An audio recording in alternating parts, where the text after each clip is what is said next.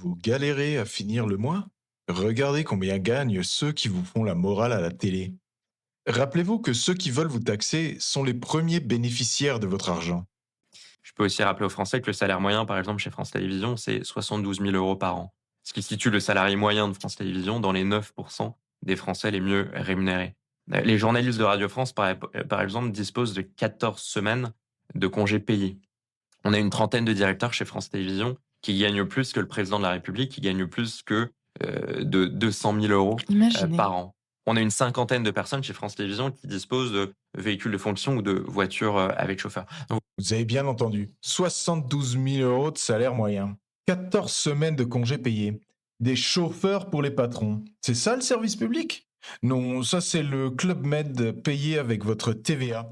Mais attendez, le pire c'est la corruption du système. Écoutez la suite.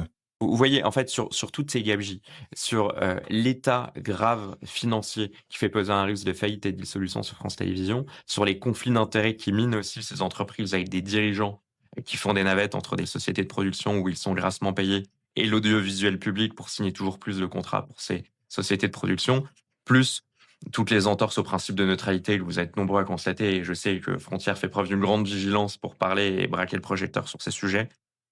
Ça fait une commission d'enquête très dense et je crois qui était d'utilité publique. Le constat est accablant. On est face à une véritable aristocratie médiatique. D'un côté, vous avez les Français qui travaillent dur, qui paient des impôts records et qui subissent l'insécurité, c'est-à-dire nous.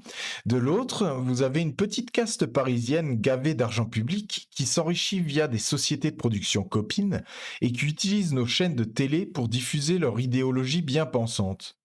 Ils gagnent plus que le président de la République. Ils ont 3 mois et demi de vacances et ils osent nous donner des leçons de solidarité ou nous expliquer comment bien voter. Attention, les Russes arrivent. Payez vos taxes afin que nous puissions vous dire encore que les Russes arrivent. Il n'y a qu'une seule solution de bon sens face à une telle gabegie. Privatiser tout ça. Et vous, vous êtes d'accord pour privatiser l'audiovisuel public?